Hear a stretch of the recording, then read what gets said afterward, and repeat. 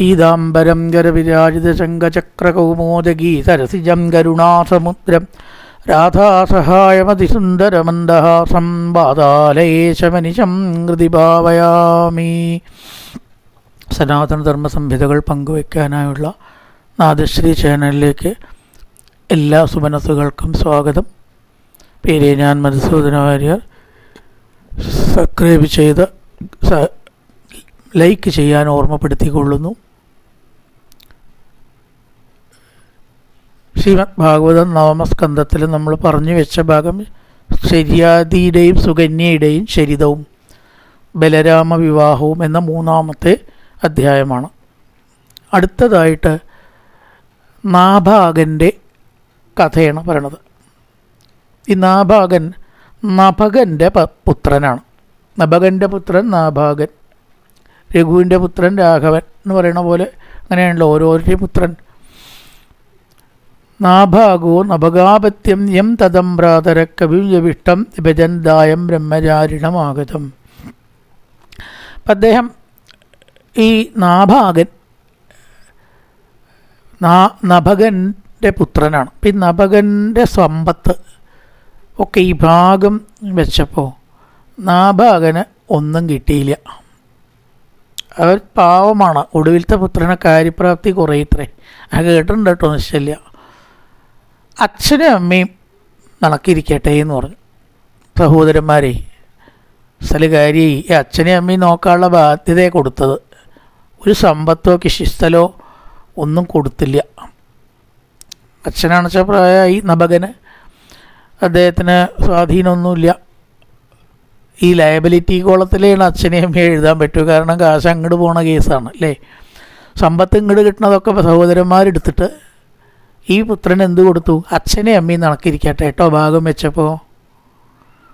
ഇപ്പം ഈ അച്ഛന് വല്ലാത്ത സങ്കടം തോന്നി. മൂത്ത പുത്രനൊക്കെ പറഞ്ഞതിന് എതിര് പറയാനും വയ്യല്ലോ. പ്രായമുള്ളവർ പിന്നെ മക്കൾ പറയണതനുസരിച്ചേ പറ്റൂ. ഒന്നും അങ്ങോട്ട് പറയാൻ പോയാൽ തന്നെ നോക്കേണ്ടവരാണ്.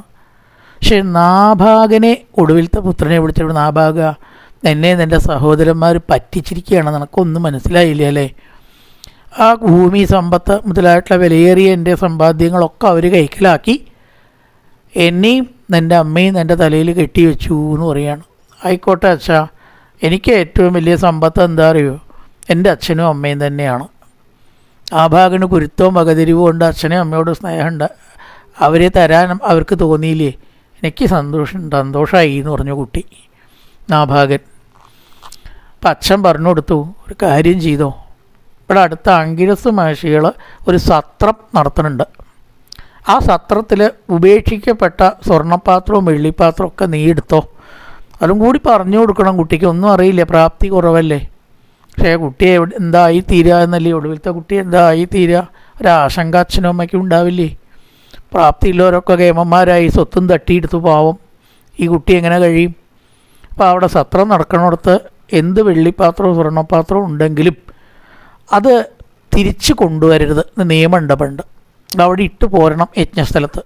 അപ്പോൾ ആവശ്യമുള്ളവർ അത് എടുത്തോളൂ. അതിന് തന്നെയാണ് അതിൻ്റെ ഉദ്ദേശം. അപ്പോൾ കുട്ടി ഏതായാലും അച്ഛൻ പറഞ്ഞത് കേൾക്കാമെന്നും പറഞ്ഞ് യജ്ഞസ്ഥലത്ത് പോയപ്പോൾ ഒരു മന്ത്രം, വിശ്വദേവ മന്ത്രം കിട്ടാതെ അവരിങ്ങനെ സങ്കടപ്പെടുകയാണ്. അത് കിട്ടിയിട്ട് വേണം യജ്ഞം അവസാനിപ്പിക്കാൻ. ചിലപ്പോൾ അങ്ങനെയാണ്, നമ്മൾ എന്നും ചെല്ലണത് വിഷ്ണു സഹസ്രനാമത്തിൽ ചില വരികളാണ് കിട്ടില്ല അല്ലേ, എന്നും ചെല്ലണതാവും. ലേശ ശ്രദ്ധ തെറ്റിക്കഴിഞ്ഞാൽ ആ വരി പിന്നെ ആ സ്തോത്രം അങ്ങനെ ആകെ രണ്ടാമത് ചെല്ലണം. ഇടയിൽ നിർത്താൻ പാടില്ല എന്നാണ്. ഈ സഹസ്രനാമത്തോത്തിന് ലളിതാസനാമം ഇടയിൽ സ്റ്റോപ്പ് ചെയ്യരുത്. കഷ്ണം കഷ്ണമായിട്ട് ചെയ്യാൻ പാടില്ല, അതിന് ഗുണം കിട്ടില്ല. ദോഷം എന്ന് പറഞ്ഞാൽ ഒന്നുമില്ല, ചില ഭാഗം നമുക്കത് കിട്ടില്ല. കാരണം സത്യധർമ്മ പരായണ, സത്യധർമ്മ പരാക്രമ, ചില വാക്കുകൾ ആവർത്തിച്ചിട്ട് വരും. ലളിതാസനാമത്തിൽ ഒരുപാടുണ്ട് അങ്ങനെ. അപ്പോൾ ചിലപ്പോൾ സഹസ്രനാമം കഴിയുകയില്ല, ചിലപ്പോൾ വേഗം കഴിയും, ചാടും. അപ്പം അങ്ങനത്തെ അബദ്ധങ്ങൾ വരാറുണ്ടല്ലോ. അതേപോലെ ഇവർക്ക് ഈ വാക്ക് കിട്ടി യജ്ഞം അവസാനിപ്പിക്കാൻ നിവൃത്തിയില്ല. ഈശ്വര ഇപ്പം എന്താ ചെയ്യുക, യജ്ഞമൊക്കെ ഭംഗി ചെയ്ത് അവസാനിപ്പിക്കണമെങ്കിൽ ഇത് ചെല്ലും വേണം, പണ്ടതൊക്കെ ചിട്ടയണം. പക്ഷേ ഈ കുട്ടിക്ക് ആരോ ഈ വിശ്വദേവ മന്ത്രം പറഞ്ഞു കൊടുത്ത് കുട്ടിയൊരു ചെല്ലി പഠിച്ചിട്ടുണ്ട്. അച്ഛൻ പറഞ്ഞു കൊടുത്തിട്ട് ഉണ്ട്, ഈ മന്ത്രം നീ ചെല്ലിക്കോ, അപ്പം അവർ സന്തോഷിച്ച് അതൊക്കെ നിനക്ക് തരും. നീ തരാണ്ടെടുത്തു എന്ന് വേണ്ടല്ലോ. അപ്പം കുട്ടി ഈ മന്ത്രം ഇങ്ങനെ ചെല്ലി അവിടെ കളിച്ച് നടക്കുക. മന്ത്രത്തിൻ്റെ ഗൗരവമൊന്നും കുട്ടിക്ക് അറിയില്ല. അത് ചെല്ലി ഇങ്ങനെ നടക്കുക യജ്ഞസ്ഥലത്ത് കൂടെ. കുട്ടികളല്ലേ അപ്പോൾ ഇവർ വിളിച്ചു, അയ്യോ നമുക്ക് കിട്ടാത്ത മന്ത്രമാണല്ലോ ആ കുട്ടി ചെല്ലണത്, കുട്ടി ഇങ്ങോട്ട് വരൂ, ആ മന്ത്രം ഒന്ന് നേരെ ചെല്ലൂ, ഞങ്ങൾക്ക് തീരെ കിട്ടണില്ല. കുട്ടി വൃത്തിയായിട്ട് ചൊല്ലി കൊടുത്തു. അപ്പം അവർക്ക് ഓർമ്മ വന്നു, ആ യജ്ഞം മന്ത്രം ചൊല്ലി അവസാനിപ്പിച്ചു. കുട്ടി ഇനിയും എടുക്കാനാണ്, നന്നാവും, ഇവിടെ ഉള്ള വെള്ളിപ്പാത്രം സ്വർണ്ണപ്പാത്രം ഒക്കെ നീയൊക്കെ ഉള്ളതാണ്, നീ എടുത്തോട്ടോ, ആരും ചോദ്യമൊന്നും ചെയ്യില്ല, ധൈര്യമായിട്ട് എടുത്തോ, ഞങ്ങളാ പറയണം. ഇത് കേട്ടപ്പോൾ കുട്ടി ആ സ്വർണ്ണപാത്രവും വെള്ളിപ്പാത്രവും ഒക്കെ ശുദ്ധഗതിയാണ് ശേഖരിച്ചും കൊണ്ടിരിക്കുകയാണ്. യജ്ഞം കഴിഞ്ഞ് ഇവരൊക്കെയാണ് പോവുകയും ചെയ്തു. മഹർഷിമാരൊക്കെ അവരുടെ സ്ഥലത്തേക്ക് പോയി എടുത്ത് കൊണ്ടുപോകാൻ പാടില്ലല്ലോ, അവിടെയുള്ള പാത്രങ്ങളോ അവശേഷിച്ച വസ്തുക്കളോ എടുക്കാൻ പാടില്ല. അവർ പോയി, കുട്ടി അതൊക്കെ ഓരോന്നോരോന്നായിട്ട് ശേഖരിച്ച് കുറേ കയ്യിൽ നിന്ന് വീണിട്ടും, കുട്ടികളങ്ങനെയാണല്ലോ, അതൊന്നും ശേഖരിക്കാനുള്ള സഞ്ചിയോ പാത്രമോ ഒന്നും കയ്യിലില്ല. അങ്ങനെ പെറുക്കുമ്പോൾ അതാ സാക്ഷാൽ പരമേശ്വരൻ ചന്ദ്രക്കലിയും ജടാമകുടം ഒക്കെ ചൂടിയിട്ട് അവിടെ വീണ് വരികയാണ്. കുട്ടിയോട് ചോദിച്ചു, ആരാത്? കുട്ടി അങ്ങോട്ട് നോക്കി പേടിച്ചിട്ട്, ഞാൻ നഭകനാണ്, ആഭാഗനാണ്. ആ വെള്ളിപ്പാത്രം സ്വർണ്ണപാത്രമൊക്കെ എടുക്കാൻ ആരാ പറഞ്ഞേ? അതൊക്കെ എനിക്ക് അവകാശപ്പെട്ടതാണ്, യജ്ഞത്തിലത്തെ അവശേഷിച്ചത് പരമേശ്വരന് അവകാശപ്പെട്ടതാണെന്നൊരു വാദമൊക്കെ എൻ്റെയാണ്, അവിടെ വയ്ക്കൂ, എടുക്കാൻ പാടില്ല. കുട്ടിയെ പരീക്ഷിക്കാൻ വേണ്ടി ഭഗവാൻ പറഞ്ഞതാണ്. കുട്ടി അപ്പം അതൊക്കെ അവിടെ ഇട്ടു.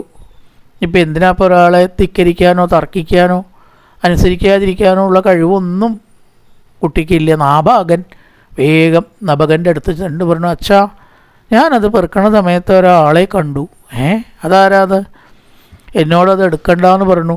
തലയിൽ ചന്ദ്രക്കലിയും കഴുത്തിൽ പാമ്പൊക്കെ ഉണ്ടായെന്ന് പറഞ്ഞു. അപ്പം നഭകൻ അത്ഭുതമായി, എന്ത് പരമേശ്വരനെ നേരിട്ട് കാണാനുള്ള ഭാഗ്യം ഉണ്ടായോ കുട്ടി നിനക്ക്? ഞാനെന്തിനാച്ചാ നുണ പറയണം? അങ്ങനെ തന്നെയാണ്. എന്നിട്ട് എന്തേ പറഞ്ഞേ?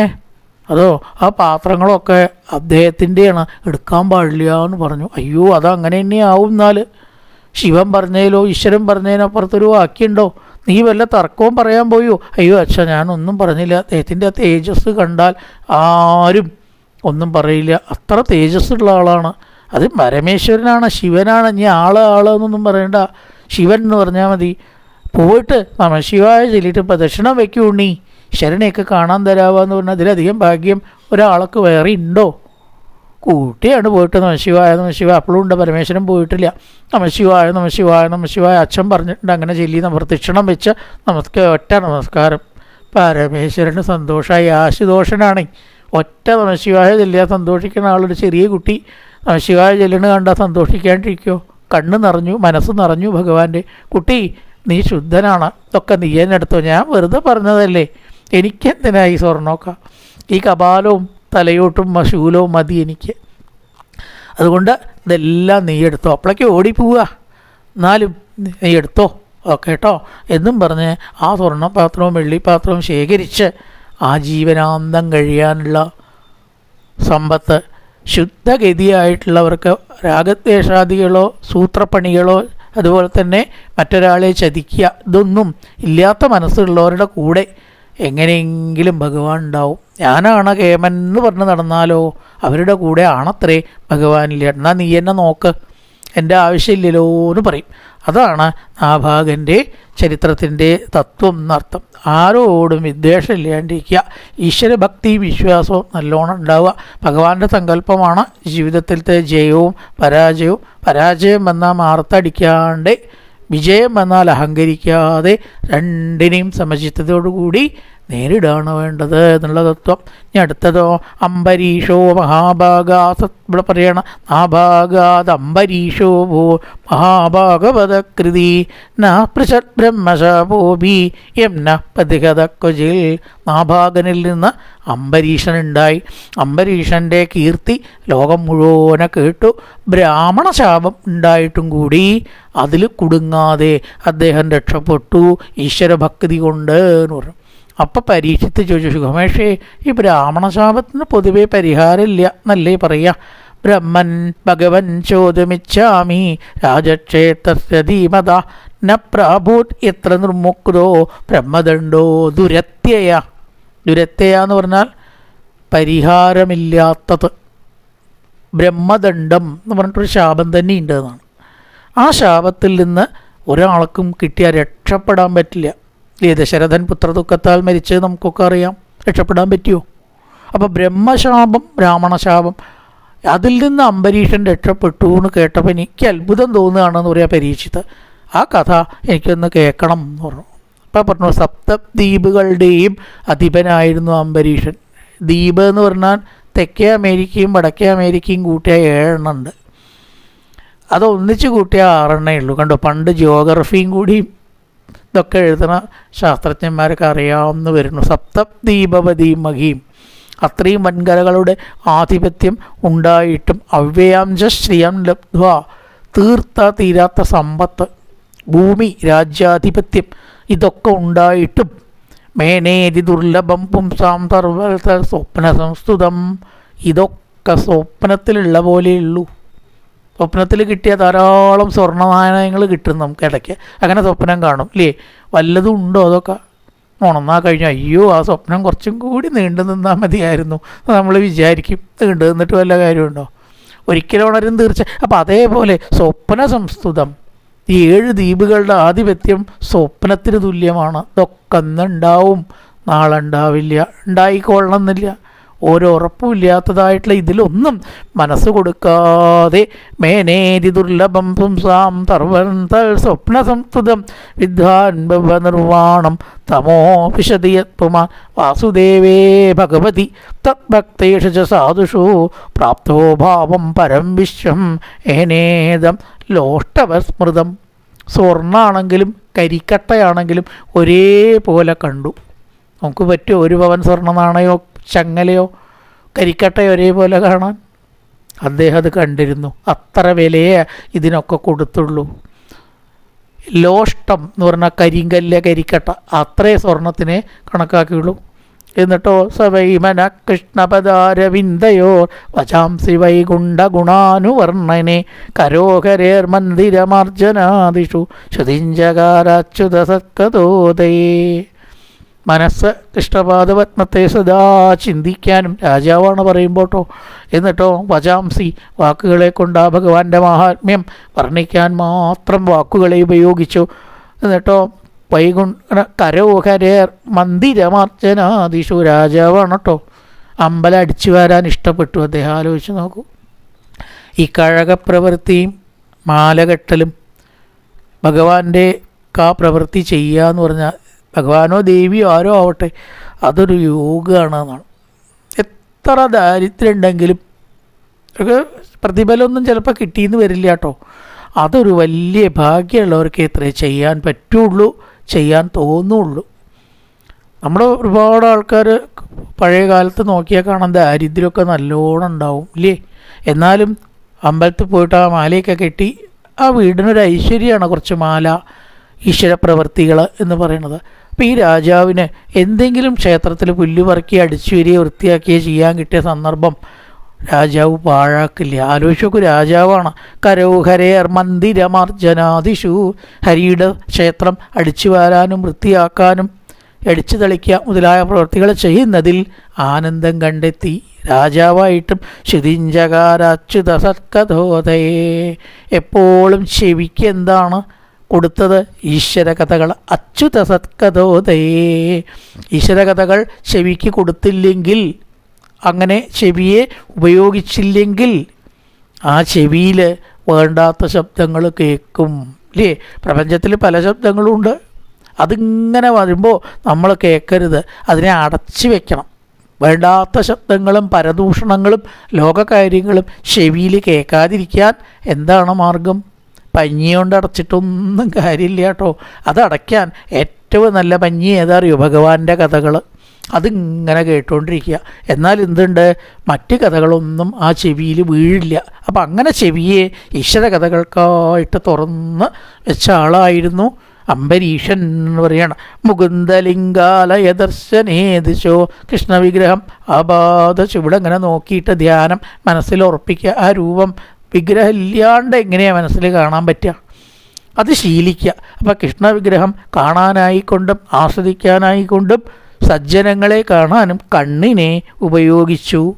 ഇനിയോ തൽഭൃത്യഗാത്ര പശ്യംഗസംഗമം, ഭക്തന്മാരുടെ മഹത്തായിരിക്കുന്ന സ്പർശം ഏൽക്കാൻ വേണ്ടി സ്പർശസുഖം ഉപയോഗിച്ചു.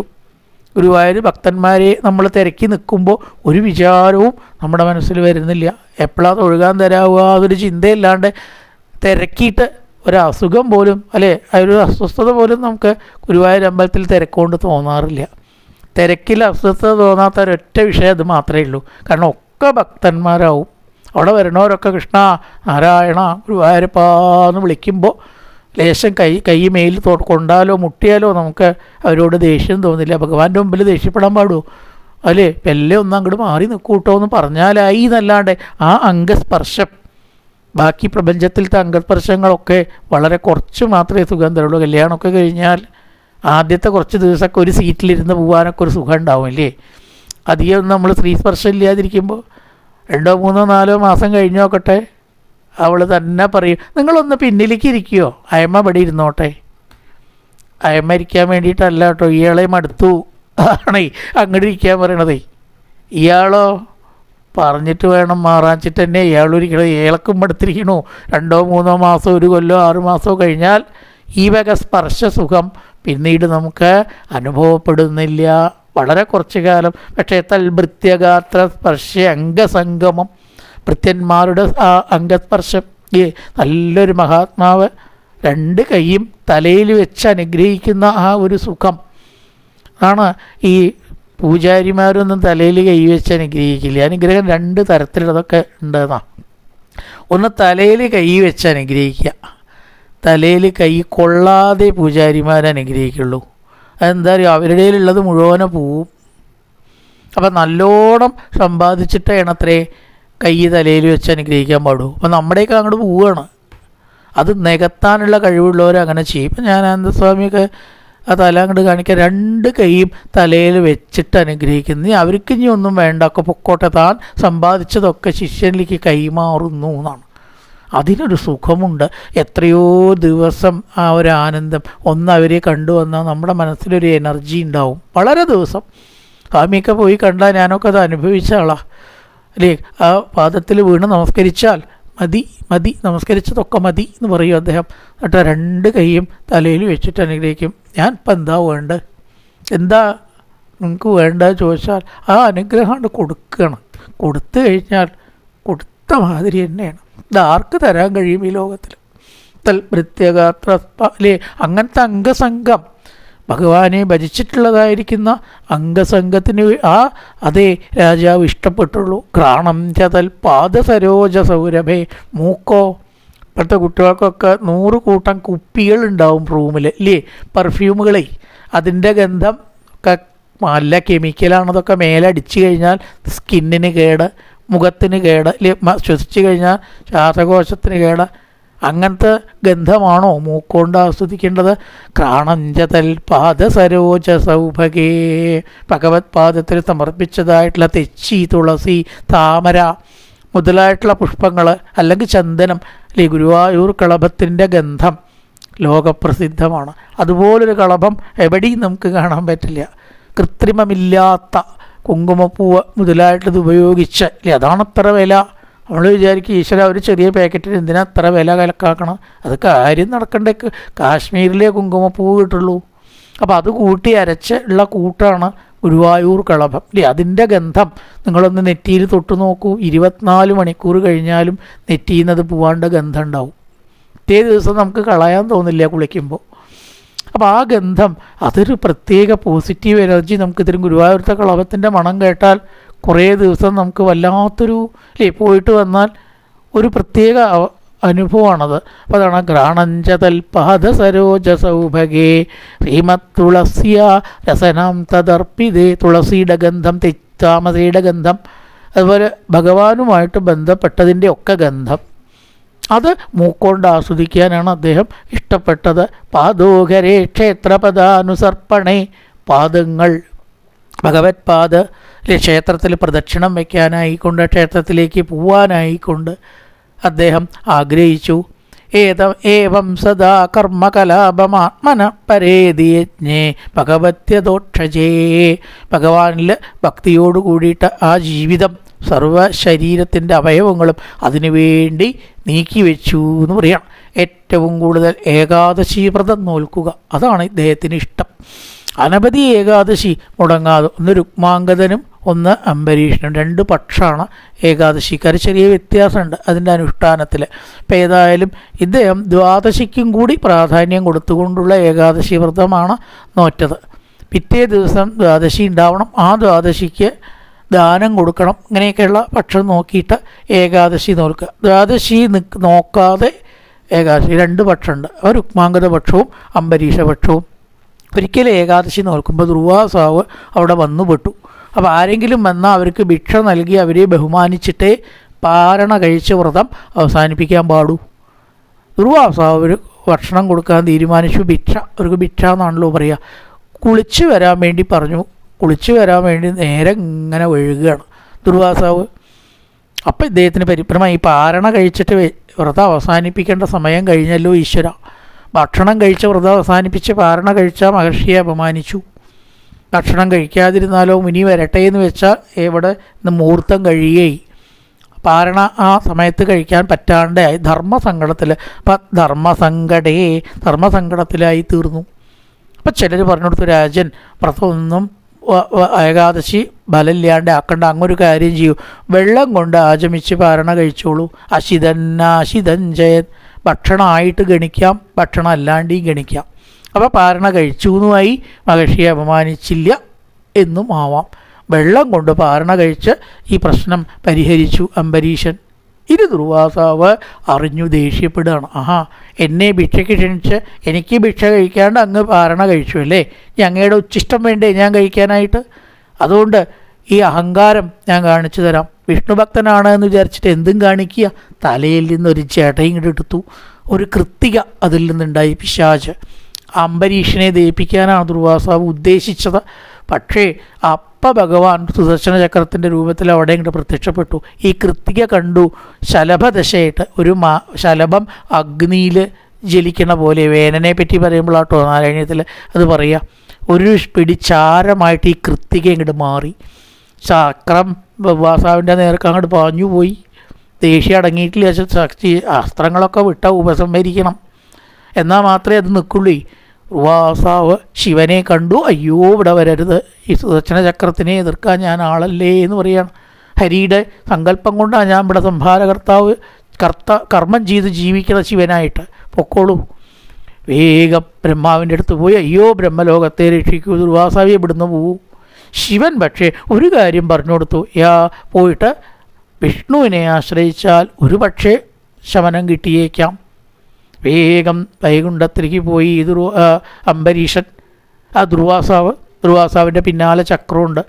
ഭഗവാൻ യാതൊരു പരിഭ്രമവും ഇല്ലാണ്ട്, എന്താ ദുർവാസാവേ പതിവില്ലാതെ കൈലാസത്തിലാണ് ഈ മൂപ്പര് പോവാറുള്ളൂ, എപ്പോഴും ശിവഭക്തനാണല്ലോ ദുർവാസാവ്, ഇപ്പം എന്തേ വൈകുണ്ഠത്തിൽ വരാൻ? സർവേശ്വര, അങ്ങേക്കറിയാത്തതായിട്ടൊന്നുമില്ല. കണ്ടുവോ ചക്രം? ഞാൻ പറഞ്ഞിട്ട് വേണോ രക്ഷിക്കണേന്ന് നിർത്തിയില്ല. യാമ്പരീഷപദമേവ ഭജേതി ഭൂമൻ. എൻ്റെ ഭക്തന് വേണ്ടി പുറപ്പെട്ടതായിട്ടുള്ള ചക്രം ഉപസംഹരിക്കാൻ ഞാൻ ആളല്ല ദുർവാസാവേ. അഹം ഭക്തപരാധീനോ, ഞാൻ ഭക്തപരാധീനനാണ്. ഒരു മേലുദ്യോഗസ്ഥൻ ഇറക്കിയിട്ടുള്ളൊരു ഓർഡർ കീഴുദ്യോഗസ്ഥൻ ക്യാൻസൽ ചെയ്യാൻ അധികാരമുണ്ടോ? ഇത് പുറപ്പെട്ടത് എൻ്റെ ഭക്തൻ്റെ ആവശ്യാർത്ഥം ആണ്. ആ ഭക്തൻ തന്നെ വിചാരിക്കണം. അതുകൊണ്ട് അംബരീഷപദമേവ ഭജേതി ഭൂമൻ. ആ അംബരീഷിനെ പോയിട്ട് കണ്ടോളൂ, വേറെ മാർഗമൊന്നുമില്ല. ഏതാരകാരപുത്രാപ്താൻ പ്രാണാൻ വിത്തമിമം പരം. ദേഹം, ഭാര്യ, പുത്രൻ, ധനം ഇതെല്ലാം ഉപേക്ഷിച്ച് എന്നെ തന്നെ സാരമായി വിചാരിച്ച് ഭജിക്കുന്നവനാണ് എൻ്റെ ഭക്തൻ.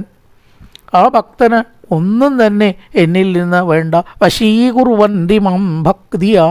ഒരു നല്ല സ്ത്രീ എങ്ങനെ അത്രേ ഭർത്താവിനെ നിയന്ത്രിക്കുക? സ്നേഹം കൊണ്ട്. സ്നേഹമാകുന്ന പാശം കൊണ്ടാണ്ട് കിട്ടിയാൽ പിന്നെ അയാൾ ഇവൾ പറഞ്ഞതിലപ്പുറം പോവില്ല. അധികാരം കൊണ്ടോ വേണ്ടാത്ത ഭാവത്തിലോ അല്ല. അതുകൊണ്ട് സ്നേഹമാകുന്ന പാശം കൊണ്ട് എന്നെ ബന്ധിച്ചിരിക്കുകയാണ്. അഹം ഭക്തപരാധീന. ആ ഭക്തൻ ഒരു വര വരച്ചാൽ അതിലപ്പുറം പോകുന്നതിന് എനിക്ക് കഴിവില്ല. സാലോക്യം, സാമീപ്യം, സായുജ്യം, അതുപോലെ തന്നെ സാലോക്യം, സായുജ്യം, സാമീപ്യം എന്നീ 4 തരത്തിലുള്ള ഭക്തി മോക്ഷം കൊടുത്താലും അവന് വേണ്ട. അങ്ങനത്തെ ഒരു ഭക്തൻ പറഞ്ഞതിലപ്പുറം, അല്ലെങ്കിൽ ഭക്തന് വേണ്ടി പുറപ്പെട്ട ഒരു ആയുധം ഞാൻ എങ്ങനെയാണ് വാസാവെ ഉപസംഹരിക്കുക? അതുകൊണ്ട് സാലോക്യവും സാമീപ്യവും സായുജ്യവും സാരൂപ്യവും കൊടുത്താലും 4 തരത്തിലുള്ള മുക്തി കൊടുത്താലും വേണ്ട അവന്. അതുകൊണ്ട് അംബരീഷിനെ ആശ്രയിക്കുക. അങ്ങേക്ക് തപശക്തിയും അറിവും ഉണ്ടെങ്കിലും ഒരു കാര്യമില്ല, അതെന്താ? വിനയം ഉണ്ടാവുക. തൊട്ടേനും പിടിച്ചതിനൊക്കെ ഈ ചുണ്ടിയെടുക്കുക, ദേഷ്യപ്പെടുക, ഇതുണ്ടല്ലോ, ഇത് ശരിക്കും പറയുകയാണെന്ന് വെച്ചാൽ ഭക്തൻ്റെ ലക്ഷണമല്ല. അപ്പോൾ കുറച്ച് വിനയം കൂടി ഉണ്ടാവും. സാലോക്യാദി ചതുഷ്ടയം, സാമീപ്യവും സാലോക്യവും സാരൂപ്യവും സായുജ്യം. സായുജ്യമാണ് അവസാനത്തെ മുക്തി കിട്ടും, അത് ഭഗവാനിൽ ചേരില്ല. മറ്റേ സാമീപ്യവും സാലോക്യവും സാരൂപ്യവും ഭഗവാന്റെ രൂപം ആവലാണ് സാരൂപ്യം. അപ്പോൾ ഈ വക മുക്തി ഒക്കെ മോക്ഷത്തിൻ്റെ രൂപം ഭക്തന് വേണ്ട. അവനെന്തേ വേണ്ടു? എന്നെ ഭജിക്കുക. അപ്പോൾ അതുകൊണ്ട് അവിടെ പോയിട്ട് ആശ്രയിക്കണം. അങ്ങേക്ക് ആ വിനയത്തിൻ്റെ കുറവ് ലേശമുണ്ട്. അങ്ങാണൊക്കെ കേമൻ എന്നൊരു തോന്നലുണ്ടായാൽ എല്ലാ ഉപാസനയുടെയും ബലം പോയി എന്നും പറഞ്ഞ് അംബരീഷിൻ്റെ പാദത്തിൽ അവിടെ നമസ്കരിച്ചു. സുദർശനാഷ്ടകം എന്ന് പറഞ്ഞിട്ടൊരു സുദർശനത്തെ സ്തുതിച്ചുകൊണ്ടുള്ള കുറേ ശ്ലോകങ്ങൾ, ഈശ്വരനായിട്ട് തന്നെ കണ്ട് അങ്ങ് വിഷ്ണുവാണെന്നും ധർമ്മമാണെന്നും എല്ലാ തേജസ്സിൻ്റെയും ഉറവിടമാണെന്നും പറഞ്ഞ് സുദർശനത്തെ സ്തുതിച്ചു. ദുർവാസാവ് ദയവായിട്ട് ഈ ദ്വിജനെ രക്ഷിക്കണേ, അല്ല അംബരീഷൻ സ്തുതിച്ചുട്ടോ, ദുർവാസാവല്ല, അംബരീഷൻ ഈ സുദർശന ചക്രത്തെ സ്തുതിച്ചു. അംബരീഷിൻ്റെ കാക്കൽ വീണപ്പോഴും അംബരീഷൻ എന്താ പറഞ്ഞത്? അയ്യോ എൻ്റെ കാക്കൽ വീഴരുത് മഹർഷി, അങ്ങ് തപസ്യല്ലേ, ഞാനൊരു സാധാരണ രാജാവ്, എന്നെ അങ്ങ് നമസ്കരിക്കാൻ പാടുമോ എന്ന് പറഞ്ഞ് ആ അംബരീഷൻ സുദർശനത്തെ സ്തുതിച്ചു എന്നാണ്. ദുർവാസാവല്ല, അംബരീഷൻ സ്തുതിച്ച് സുദർശന ചക്രം അപ്പം അങ്ങോട്ട് മാറി നിന്നു, ദുർവാസാവിനെ രക്ഷിച്ചു. ഇത്രയധികം അപകടം തനിക്ക് ചെയ്തിട്ടും ആ ദുർവാസാവിനെ അംബരീഷൻ തിരിച്ച് വിചാരിച്ചില്ല. അതാണ് ഭക്തൻ്റെ ലക്ഷണം. ഇപ്പോൾ വിഷ്ണു ഭക്തൻ്റെ മാഹാത്മ്യം എനിക്ക് മനസ്സിലായി. കൃതാകസോപി, അങ്ങടെ അപകടം ചെയ്താലും മംഗളം മാത്രം ആ അപകടം ചെയ്തവന്, അല്ലെങ്കിൽ ഉപദ്രവകാരിക്കും കൂടി മംഗളം ഉണ്ടാവാൻ വിഷ്ണു ഭക്തന്മാർക്കല്ലാണ്ട് വേറെ ആർക്കാണ് പ്രാർത്ഥിക്കാൻ കഴിയുക? അങ്ങോട്ട് ഉപദ്രവിച്ചാലും ഇങ്ങോട്ട് ഉപദ്രവിക്കാത്തതായിട്ടുള്ള വിഷ്ണു ഭക്തന്മാരുടെ മാഹാത്മ്യം അഹോ അനന്തദാസാനാം മഹത്വം ദൃഷ്ടമദ്യമേ, അവരുടെ മഹത്വം ഇപ്പോൾ ഞാൻ കണ്ടു എന്ന് പറഞ്ഞ ദുർവാസാവ് വരുന്നവരെ ഒരു ഭക്ഷണവും കഴിക്കാണ്ട് വെള്ളം മാത്രം കഴിച്ച് അത്രയും കാലം വൈകുണ്ഠത്തിൽ പോയിട്ട് വരുന്നത് വരെ, ദുർവാസാവ് പോയിട്ട് വരുന്നത് വരെ അംബരീഷൻ ഒന്നും കഴിച്ചില്ല.